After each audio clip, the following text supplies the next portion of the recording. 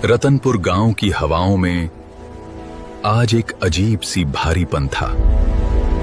बरसों से इस इलाके में भैरव सिंह का खौफ एक काली परछाई की तरह मंडरा रहा था।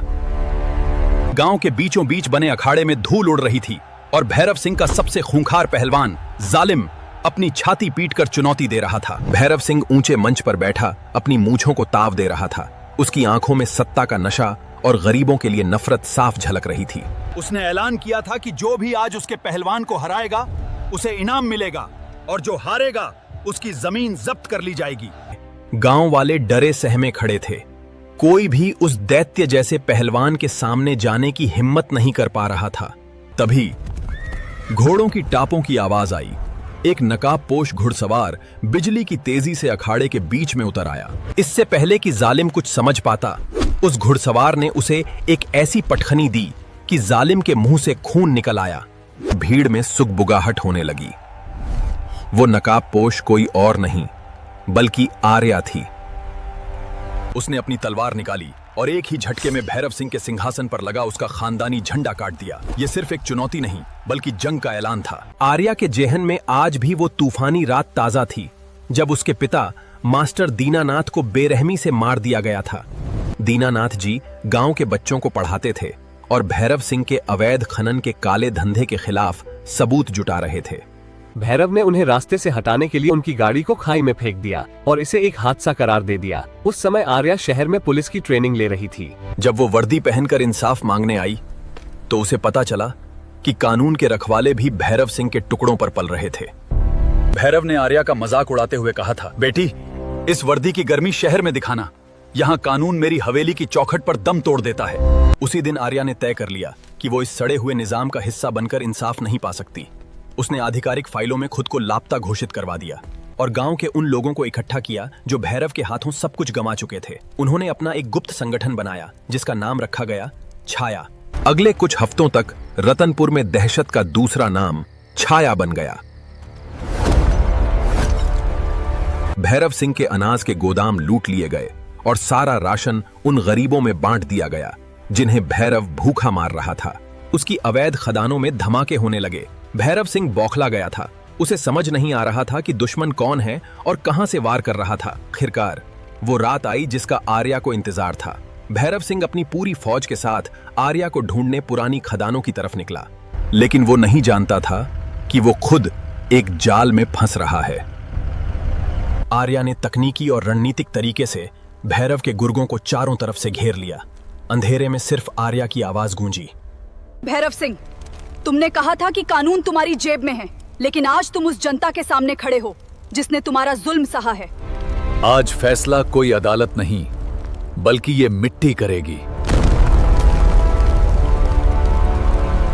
भैरव के आदमी आर्या की रणनीतिक घेराबंदी देखकर हथियार डाल चुके थे।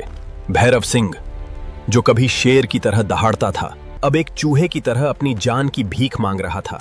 आर्या ने उसे गोली नहीं मारी बल्कि उसे जंजीरों में जकड़कर गांव के उसी चौराहे पर लाकर छोड़ दिया जहां उसने मास्टर दीनानाथ का अपमान किया था। अगली सुबह जब सूरज उगा तो रतनपुर की फिजा बदली हुई थी। पुलिस की नई टुकड़ी वहां पहुंच चुकी थी क्योंकि आर्या ने भैरव और उसके मशदगार राजनेताओं के भ्रष्टाचार के सारे सबूत मीडिया और मुख्यालय तक पहुंचा दिए थे। आर्या ने अपनी वर्दी फिर से संभाली। उसने साबित कर दिया कि जब सिस्टम सो जाता है तो किसी न किसी को न्याय की मशाल बनकर जागना पड़ता है। काली घाटी आज वाकई आजाद थी। जेल की काल कोठरी में बंद होने के बावजूद भैरव सिंह के चेहरे पर शिकन नहीं बल्कि एक शैतानी मुस्कान थी। मैडम, आपने मुझे पकड़ा है, मेरे रसूख को नहीं। शहर से आदेश आने दो, तुम खुद मुझे यहां से बाहर ले जाने के लिए मजबूर हो जाओगी। भैरव की बात सच साबित हुई। अगले ही दिन आर्या के पास मुख्यालय से फोन आया।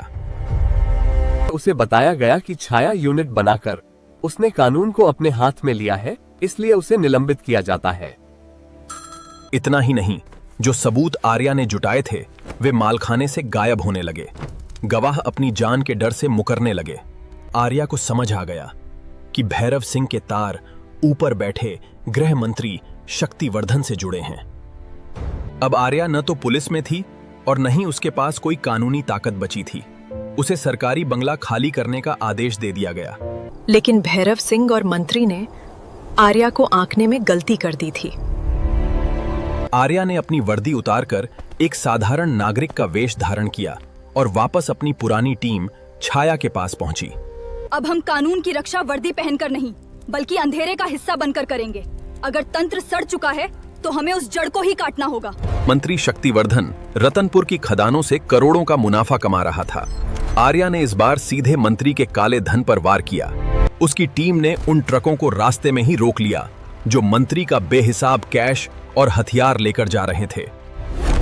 आर्या ने उन ट्रकों को लूटने के बजाय उन्हें सीधे मीडिया और चुनाव आयोग के दफ्तर के सामने खड़ा कर दिया। पूरे प्रदेश में हड़कंप मच गया। मंत्री और भैरव सिंह के बीच के गुप्त लेन देन के कागजात अब जनता के सामने थे। मंत्री ने अपनी कुर्सी बचाने के लिए भैरव सिंह को जेल से पैरोल पर बाहर निकलवाया ताकि वो आर्या को हमेशा के लिए रास्ते से हटा सके। भैरव सिंह अपनी पूरी ताकत के साथ आर्या के पुश्तैनी घर पहुंचा। उसने घर को चारों तरफ से घेर लिया और आग लगाने ही वाला था कि तभी चारों तरफ से छाया के सदस्यों ने उसे घेर लिया। इस बार आर्या के हाथ में कोई सरकारी पिस्तौल नहीं बल्कि उसके पिता की पुरानी कुल्हाड़ी थी। भैरव, पिछली बार मैंने तुम्हें कानून के हवाले किया था, लेकिन आज मैं यहाँ एक बेटी बनकर आई हूँ। आधी रात को काली घाटी की पहाड़ियों में गोलियों की गूंज सुनाई दी।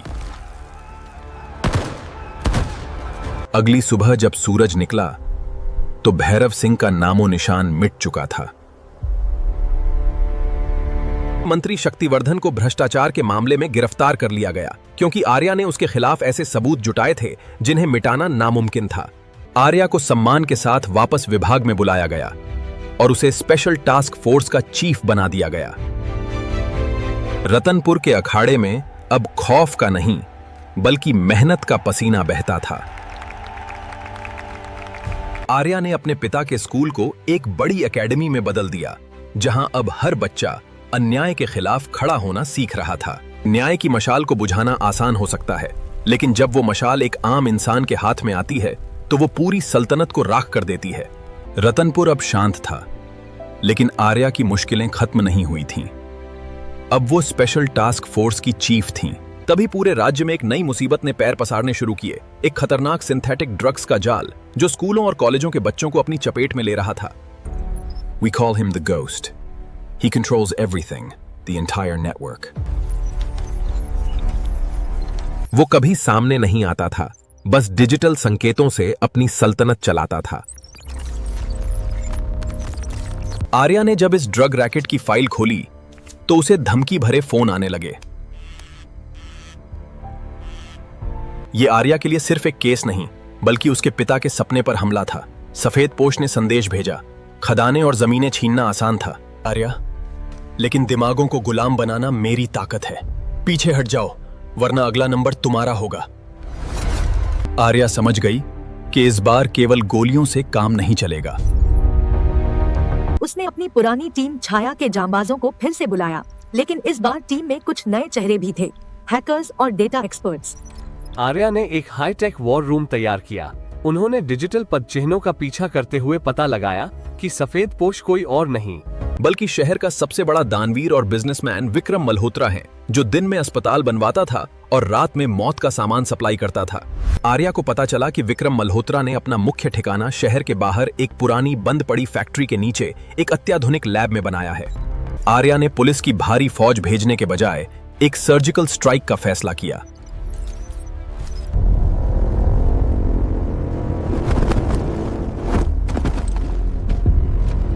फैक्ट्री के बेसमेंट में भीषण लड़ाई छिड़ गई। आर्या एक एक करके दुश्मनों को ढेर करते हुए विक्रम के केबिन तक पहुंच गई। विक्रम ने भागने की कोशिश की और एक बम का रिमोट हाथ में ले लिया। तुमने बच्चों को ढाल बनाया है और मैंने उन्हीं बच्चों को अपनी ताकत।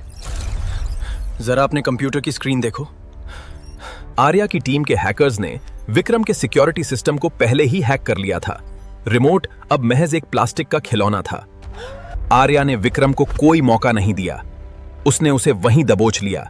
जहां वो अपनी जादुई सल्तनत पर गर्व करता था। विक्रम मल्होत्रा का पर्दाफाश हुआ और उसके सारे बैंक अकाउंट्स सील कर दिए गए। उस पैसे का इस्तेमाल उन बच्चों के इलाज और पुनर्वास के लिए किया गया जिन्हें उसने बर्बाद किया था। कहानी के अंत में आर्या अपने पिता की प्रतिमा के सामने खड़ी होती है। रतनपुर अब केवल एक गांव नहीं बल्कि अन्याय के खिलाफ लड़ने वालों का गढ़ बन चुका था। आर्या ने अपनी वर्दी उतारी नहीं बल्कि उसे और भी ऊंचा मुकाम दिया। उसने एक डायरी निकाली और उस पर आखिरी शब्द लिखे, प्रतिशोध तब पूरा नहीं होता जब दुश्मन मरता है, प्रतिशोध तब पूरा होता है जब उसका डर मर जाता है। विक्रम मल्होत्रा की गिरफ्तारी के बाद आर्या को स्टेट हीरो घोषित कर दिया गया था। उसे प्रेसिडेंट मेडल के लिए नामांकित किया गया। लेकिन इसी शोहरत के बीच आर्या को एक गुमनाम चिट्ठी मिली। उसमें केवल एक पुरानी धुंधली तस्वीर थी, उसके पिता दीनानाथ जी की, जिसका चेहरा जला हुआ था। पीछे लिखा था, क्या तुम्हें वाकई लगता है कि तुम्हारे पिता की मौत सिर्फ एक माइनिंग माफिया की साजिश थी? आर्या ने गुप्त रूप से जांच शुरू की। उसे पता चला कि उसके पिता की मौत के समय पुलिस की जो फाइल बंद की गई थी, उस पर हस्ताक्षर उसके वर्तमान में सबसे करीबी मेंटर और विभाग के डीआईजी सूर्यभान सिंह के थे। सूर्यभान ने ही आर्या को पुलिस में आने के लिए प्रेरित किया था और हमेशा एक पिता की तरह उसका साथ दिया था। आर्या का विश्वास डगमगाने लगा। क्या उसका गुरु ही उसके पिता का असली गुनहगार था? आर्या ने अपनी पुरानी छाया टीम को सक्रिय किया। उन्होंने डीआईजी सूर्यभान के निजी लॉकर को हैक किया। वहां जो मिला उसने आर्या के पैरों तले जमीन खिसका दी। उसके पिता दीनानाथ जी केवल एक टीचर नहीं थे बल्कि वे सरकार के एक गुप्त मिशन का हिस्सा थे जो सीमा पार से होने वाली हथियारों की तस्करी को रोक रहे थे। सूर्यभान उस समय तस्करी के गैंग से मिला हुआ था। उसने भैरव सिंह का इस्तेमाल करके मास्टर दीनानाथ को रास्ते से हटवाया था। सूर्यभान को पता चल गया कि आर्या उस तक पहुंच रही है। उसने आर्या को ही एक झूठे केस में फंसा दिया। आर्या पर आरोप लगाया गया कि उसने विक्रम मल्होत्रा से पैसे लिए हैं। रातों रात राज्य की सबसे ईमानदार पुलिस ऑफिसर एक भगोड़ी बन गई। आर्या की अपनी ही एसटीएफ टीम उसे गिरफ्तार करने के लिए पीछे लगा दी गई। आर्या वापस रतनपुर की पहाड़ियों में लौट गई, वो जगह जहां से सब शुरू हुआ था। The audio features a voice-over in Hindi. The transcription is उसने सूर्यभान को एक मैसेज। सूर्यभान अपने गुर्गों के साथ वहां पहुंचा। उसे लगा कि वो आर्या को मार देगा, लेकिन वो भूल गया था कि छाया की असली ताकत आर्या के प्रति लोगों का प्यार था। पहाड़ी के हर पत्थर के पीछे से एक गांव वाला निकला। वे हथियार बंद नहीं थे, लेकिन उनके हाथों में जलती हुई मशालें थीं। सूर्यभान ने अपनी गलती कबूल कर ली, ये सोचकर कि वहां उसकी बात सुनने वाला कोई नहीं है। लेकिन आर्या ने उस पूरी बातचीत को लाइव स्ट्रीम कर दिया था। पूरा विभाग और पूरी जनता लाइव देख रही थी कि उनका चहेता डीआईजी एक कातिल और गद्दार है। मौत तुम्हारे लिए बहुत आसान सजा होगी सूर्यभान। अब तुम उसी कानून की चक्की में पिसोगे जिसका तुमने ताउम्र मजाक उड़ाया। आर्या का नाम साफ हो गया। उसे और भी बड़े सम्मान दिए गए, लेकिन उसने वर्दी उतारने का फैसला किया। उसने महसूस किया कि समाज को केवल पुलिस की जरूरत नहीं बल्कि हर नागरिक के भीतर छिपे एक इंसाफ पसंद इंसान की जरूरत है। वो वापस रतनपुर लौट आई और मास्टर दीनानाथ की एकेडमी को एक यूनिवर्सिटी का रूप दिया, जहां अब सिर्फ पढ़ाई नहीं बल्कि हक की लड़ाई सिखाई जाती है। रतनपुर को आजाद हुए और आर्या को वर्दी छोड़े कई साल बीत चुके थे। काली घाटी अब खौफ के लिए नहीं बल्कि अपनी आजाद यूनिवर्सिटी के लिए जानी जाती थी। आर्या अब एक मार्गदर्शक की भूमिका में थी, जो नौजवानों को इंसाफ और निडरता का पाठ पढ़ाती थी। लेकिन शांति की ये चादर बहुत पतली थी। एक दिन अचानक यूनिवर्सिटी के डिजिटल सर्वर पर एक वीडियो संदेश आया। स्क्रीन पर एक नकाबपोश युवक था, जिसकी आवाज में पुरानी दुश्मनी की गूंज थी। आर्या, तुमने मेरे पिता का साम्राज्य मिटाया, मेरी पहचान छीनी। अब मैं तुम्हारी विरासत को राख कर दूंगा। ये रुद्र सिंह था, भैरव सिंह का बेटा। वो वर्षों तक विदेश में रहकर युद्ध कला और साइबर क्राइम की ट्रेनिंग लेकर लौटा था। उसने अपने पिता की तरह गुंडागर्दी नहीं की, बल्कि एक निजी सुरक्षा कंपनी के नाम पर भाड़े के सैनिकों की एक फौज तैयार की थी। रुद्र का मकसद सिर्फ पैसा नहीं, बल्कि आर्या के बनाए उस हर स्तंभ को गिराना था जिससे रतनपुर को गर्व महसूस होता था। रुद्र ने यूनिवर्सिटी पर मनोवैज्ञानिक हमला शुरू किया। छात्रों को डराया गया, बिजली और पानी की सप्लाई काट दी गई। आर्या अब अकेली नहीं थी। उसके साथ उसकी सबसे होनहार छात्रा मीरा और छाया की नई पीढ़ी थी। मीरा ने कहा, मैडम, आपने हमें सिखाया है कि जब अंधेरा गहरा हो तो खुद को मशाल बना लेना चाहिए। उसने समझ लिया था कि उसकी मेहनत सफल हुई। उसने केवल एक लड़ाई नहीं जीती थी, बल्कि एक विचारधारा तैयार की थी। रुद्र ने अपनी सेना के साथ आधी रात को यूनिवर्सिटी पर हमला किया। उसे लगा कि वो एक बूढ़ी आर्या और निहत्थे छात्रों से लड़ रहा था, लेकिन जैसे ही उसके सैनिक परिसर में घुसे, उन्हें समझ आया कि वे एक किलर जोन में हैं। छात्रों ने बिना हथियार उठाए अपनी तकनीक और रणनीति से रुद्र के सैनिकों को एक एक करके बेअसर कर दिया। अंत में रुद्र और आर्या आमने सामने थे। रुद्र फुर्तीला और जवान था, लेकिन आर्या के पास सालों का अनुभव और वो ठहराव था जो केवल एक सच्चे योद्धा के पास होता है। आर्या ने रुद्र को निहत्था कर दिया, लेकिन उसे मारा नहीं। उसने अपनी तलवार उसके गले पर टिकाते हुए कहा, रुद्र, तुम्हारे पिता ने नफरत चुनी थी और मैंने न्याय। आज तुम भी वही गलती कर रहे हो। क्या तुम वाकई अपनी पूरी जिंदगी एक ऐसी आग में जलकर बिताना चाहते हो जो तुम्हारे पिता ने लगाई थी? रुद्र, जो नफरत के नशे में चूर था, आर्या की निडरता और करुणा देखकर टूट गया। उसने पहली बार महसूस किया कि उसके पिता गलत थे। उसने अपने हथियार डाल दिए और आत्मसमर्पण कर दिया। अगली सुबह रतनपुर की पहाड़ियों पर सूरज की पहली किरण पड़ी। आर्या यूनिवर्सिटी की छत पर खड़ी होकर घाटी को देख रही थी। उसने अपनी वो पुरानी डायरी निकाली और आखिरी पन्ने पर लिखा। आर्या ने अपनी डायरी मीरा को सौंप दी और खुद एक साधारण जीवन जीने के लिए पहाड़ियों की ओर चल दी।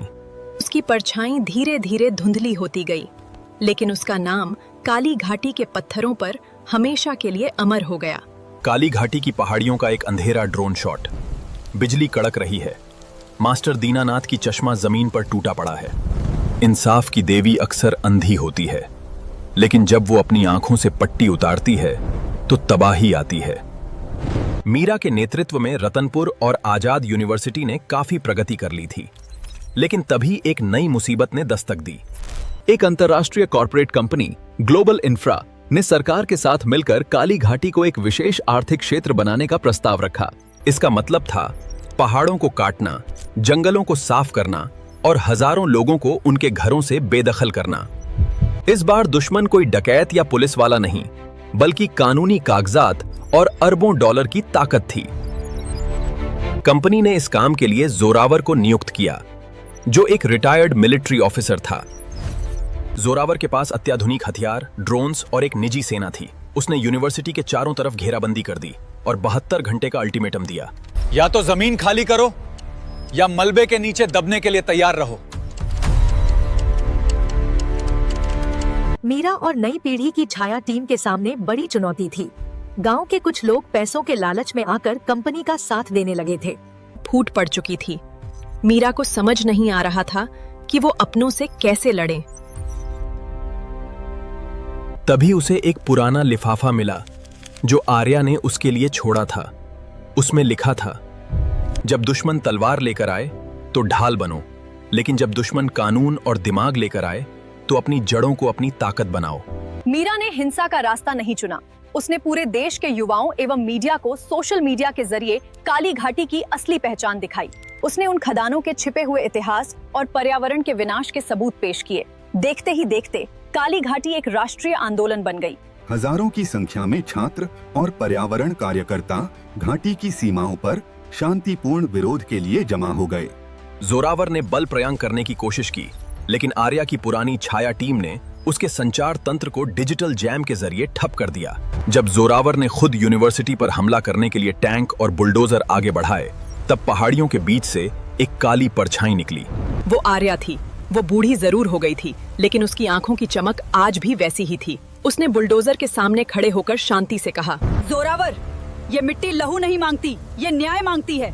तुम्हारे पीछे तुम्हारे सैनिक हैं, लेकिन मेरे पीछे ये पूरी घाटी है। तभी सरकारी आदेश आया। जनता के भारी दबाव और भ्रष्टाचार के खुलासे के बाद सरकार ने कंपनी का कॉन्ट्रैक्ट रद्द कर दिया। जोरावर को उसके अवैध कृत्यों के लिए गिरफ्तार कर लिया गया। काली घाटी को अब एक राष्ट्रीय धरोहर घोषित कर दिया गया। आर्या ने मीरा को गले लगाया और मुस्कुराते हुए कहा, दार्या, काम अब वाकई पूरा हुआ। आर्या ने अपनी तलवार को यूनिवर्सिटी के म्यूजियम में रख दिया। वो तलवार अब किसी का खून बहाने के लिए नहीं, बल्कि ये याद दिलाने के लिए थी कि रतनपुर अब केवल एक गांव नहीं रहा, वो पूरी दुनिया के लिए एक मिसाल बन गया कि अगर लोग एकजुट हों तो वे सबसे बड़ी ताकत को भी हरा सकते हैं। काली घाटी को राष्ट्रीय धरोहर बने 1 साल बीत चुका था। शांति का माहौल था, लेकिन एक शाम एक विदेशी मुसाफिर यूनिवर्सिटी के गेट पर आया। उसने अपना नाम आर्यन बताया और दावा किया कि उसके पास आर्या के पिता मास्टर दीनानाथ की एक ऐसी डायरी है जिसे दुनिया से छिपाकर रखा गया था। यह डायरी केवल यादों की नहीं थी, बल्कि इसमें एक ऐसी टेक्नोलॉजी का ब्लूप्रिंट था जो दुनिया की ऊर्जा समस्याओं को खत्म कर सकती थी। जैसे ही यह खबर फैली, एक अंतर्राष्ट्रीय अपराधी सिंडिकेट जिसका नाम द आई था, सक्रिय हो गया। उनका मानना था कि दीनानाथ जी ने अपनी मौत से पहले एक ऐसी खोज की थी जो अरबों डॉलर की थी।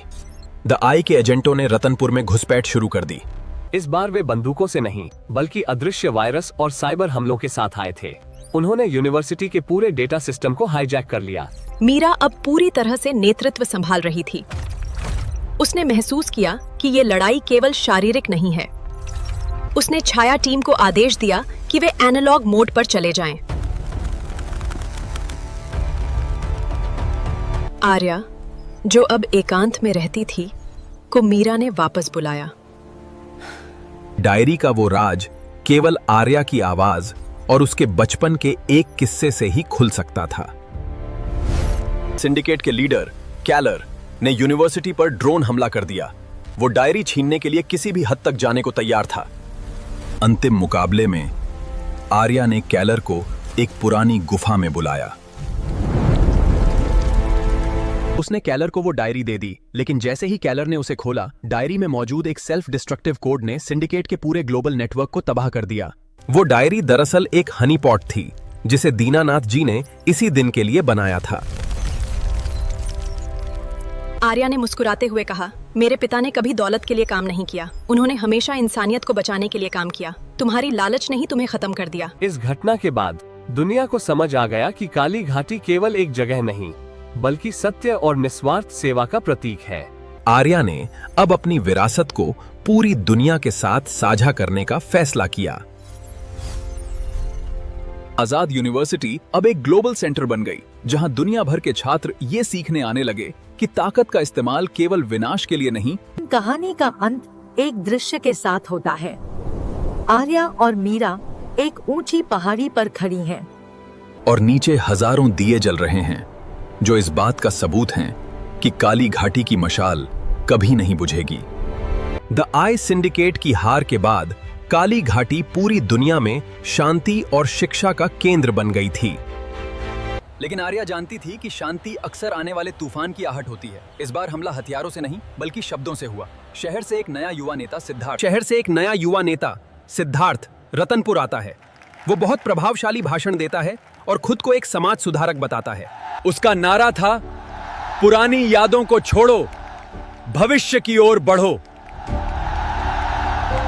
सिद्धार्थ ने धीरे धीरे यूनिवर्सिटी के छात्रों के मन में ये बीज बोना शुरू किया कि आर्या और मीरा के नियम बहुत पुराने और सख्त हैं। उसने युवाओं को पूर्ण स्वतंत्रता का सपना दिखाया। देखते ही देखते यूनिवर्सिटी 2 गुटों में बंट गई। एक तरफ वे थे जो आर्या के आदर्शों को मानते थे, और दूसरी तरफ वे जो सिद्धार्थ की आधुनिकता की चकाचौंध में फंस गए थे। मीरा ने महसूस किया कि ये छाया टीम के लिए अब तक की सबसे मुश्किल स्थिति है, क्योंकि वे अपने ही छात्रों पर बल प्रयोग नहीं कर सकते थे। आर्या ने अपनी पुरानी जासूसी तकनीक का इस्तेमाल किया। उसे पता चला कि सिद्धार्थ कोई साधारण नेता नहीं, बल्कि उसी भ्रष्ट मंत्री शक्तिवर्धन का बेटा है। जिसे आर्या ने बरसों पहले जेल भेजा था। सिद्धार्थ का मकसद विकास नहीं बल्कि काली घाटी की एकजुटता को तोड़कर उस जमीन पर फिर से अपने परिवार का कब्जा जमाना था। वो मेंटल प्रोग्रामिंग और नशीले पदार्थों के सूक्ष्म मेल का इस्तेमाल कर रहा था ताकि युवाओं को अपना गुलाम बना सके। सिद्धार्थ ने एक कदम और आगे बढ़ते हुए आर्या पर तानाशाही का आरोप लगाया और गांव के बीचों बीच एक जनता की अदालत बुलाई। उसने मांग की कि आर्या को रतनपुर छोड़ देना चाहिए। हजारों की भीड़ जमा थी। मीरा और छाया टीम डरी हुई थी कि कहीं भीड़ हिंसक न हो जाए। आर्या मंच पर आई। वो अब काफी वृद्ध हो चुकी थी, लेकिन उसकी आवाज में वही दहाड़ थी। उसने कोई सफाई नहीं दी, बल्कि उसने मास्टर दीनानाथ की वो पुरानी स्कूल की घंटी बजाई, जिसकी आवाज से कभी रतनपुर की सुबह होती थी। जैसे ही घंटी की आवाज गूंजी, आर्या ने उन बच्चों को मंच पर बुलाया जिन्हें सिद्धार्थ ने गुमराह किया था। उसने दिखाया कि कैसे सिद्धार्थ के उपहारों ने उनकी सेहत और सोच को बर्बाद कर दिया है। आर्या ने एक वीडियो साक्ष्य पेश किया जिसमें सिद्धार्थ अपने असली इरादों के बारे में अपने विदेशी आकाओं से बात कर रहा था। भीड़ का गुस्सा पल भर में बदल गया। युवाओं को समझ आ गया कि वे एक जाल में फंस रहे थे। सिद्धार्थ भागने की कोशिश करने लगा, लेकिन उसे पुलिस ने नहीं बल्कि उन्हीं छात्रों ने पकड़ लिया जिन्हें उसने बहकाया था। आर्या के जाने को 10 साल बीत चुके थे। रतनपुर अब केवल एक गांव नहीं बल्कि पूरी दुनिया के लिए इंसाफ और आत्मनिर्भरता का एक मॉडल बन चुका था। गांव के बीचों बीच आर्या की एक भव्य प्रतिमा लगाई गई थी, जिसके हाथ में कोई हथियार नहीं बल्कि एक जलती हुई मशाल और उसकी देखरेख में छाया टीम अब एक वैश्विक शांति सेना बन चुकी थी। दुनिया अब बदल चुकी थी। अब युद्ध जमीन पर नहीं बल्कि क्लाउड और डेटा पर लड़े जा रहे थे। एक नया और रहस्यमयी संगठन द वॉइड उभरा। उन्होंने दुनिया भर के पावर ग्रिड्स और बैंकिंग सिस्टम्स पर हमला किया, जिससे पूरी दुनिया में अंधेरा छा गया और अर्थव्यवस्था ढहने लगी। जब पूरी दुनिया डिजिटल ब्लैकआउट के कारण अपंग हो गई, तब केवल काली घाटी ही ऐसी जगह थी जहां जीवन सामान्य था। आर्या की दूरदर्शिता के कारण यहाँ का सिस्टम एनालॉग और स्वदेशी तकनीक पर आधारित था। यहाँ बिजली सौर ऊर्जा से आती थी और संचार के लिए पुराने तारों और कूट भाषा का इस्तेमाल होता था। द वॉइड के मास्टरमाइंड को समझ आ गया कि जब तक काली घाटी खड़ी है, वो दुनिया पर पूर्ण नियंत्रण नहीं पा सकता। द वॉइड ने रतनपुर पर एक अलग तरह का हमला किया। उन्होंने अफवाहें फैलाईं कि काली घाटी के पास एक ऐसी चिप है। लालच और डर के मारे आसपास के शहरों की भूखी और परेशान भीड़ रतनपुर की ओर बढ़ने लगी। यह मीरा के लिए सबसे बड़ी परीक्षा थी। क्या वो उन निर्दोष लोगों पर बल प्रयोग करेगी जो केवल जीवित रहने का रास्ता ढूंढ रहे थे? मीरा ने आर्या की डायरी का वो पन्ना याद किया जिसमें लिखा था, दुश्मन को खत्म करना जीत नहीं है, दुश्मन की नफरत को खत्म करना असली विजय है। मीरा ने हथियार उठाने के बजाय रतनपुर के द्वार खोल दिए, लेकिन लड़ने के लिए नहीं बल्कि खिलाने के लिए। छाया टीम ने अपनी संगठित प्रणाली का इस्तेमाल किया और हजारों लोगों के लिए भोजन और आश्रय का प्रबंध किया। मुझे दिखाया, छाया टीम ने अपनी संगठित प्रणाली का इस्तेमाल किया और हजारों लोगों के लिए भोजन और आश्रय का प्रबंध किया। उन्होंने दुनिया को जब द वॉइड के भाड़े के सैनिक भीड़ में छिपकर हमला करने आए, तो उन्हीं लोगों ने उन्हें पकड़ लिया जिन्हें मीरा ने पनाह दी थी। This is an analog transmission. The digital void has been breached. We are here. वह संदेश आर्या की आवाज में था, जो उसने अपने आखिरी दिनों में रिकॉर्ड किया था। दुनिया मशीनों से नहीं, भरोसे से चलती है।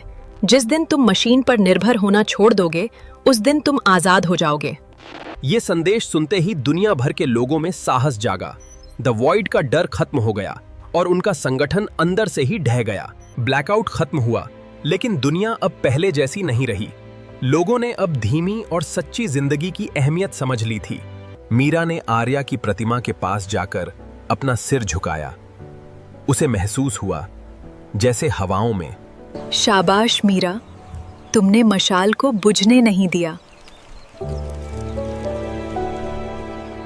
काली घाटी अब केवल एक स्थान नहीं बल्कि एक वैश्विक चेतना बन गई थी। प्रतिशोध का सफर अब परिवर्तन की मंजिल पर पहुंच चुका था।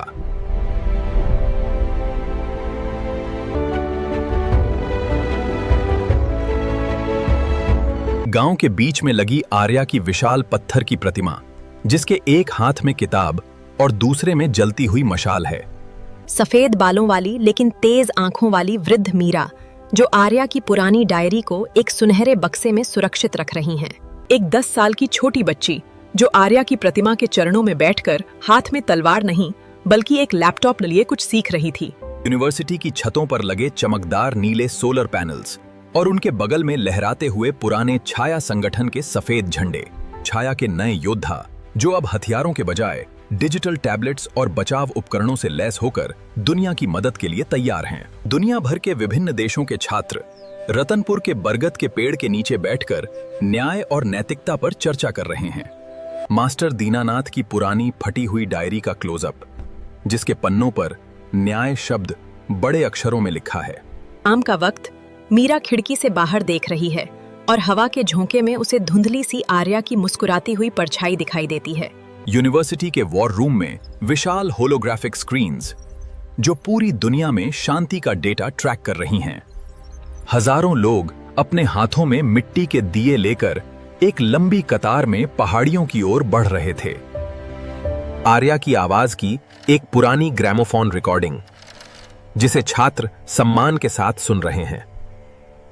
एक पुरानी बंजर खदान, जिसे अब एक सुंदर कृत्रिम झील और बगीचे में बदल दिया गया है। मीरा का क्लोजअप चेहरा, जिसकी झुर्रियों में संघर्ष की कहानियां और आंखों में भविष्य की उम्मीद है। अलग अलग धर्मों और जातियों के लोग एक साथ मिलकर रतनपुर के अखाड़े की मिट्टी को तिलक की तरह लगा रहे थे। क्षितिज पर एक धुंधला काला जहाज, जो पास आने की कोशिश करता है, लेकिन छाया की सुरक्षा दीवार देखकर वापस मुड़ जाता है।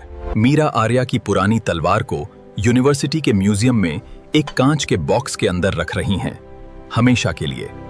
एक दीवार पर मास्टर दीनानाथ, आर्या और मीरा की तस्वीरों का कोलाज, जिस पर लिखा है, इंसाफ कभी मरता नहीं। पहाड़ी की सबसे ऊंची चोटी पर एक मशाल, जो तेज बारिश और हवा में भी बिना बुझे जल रही है।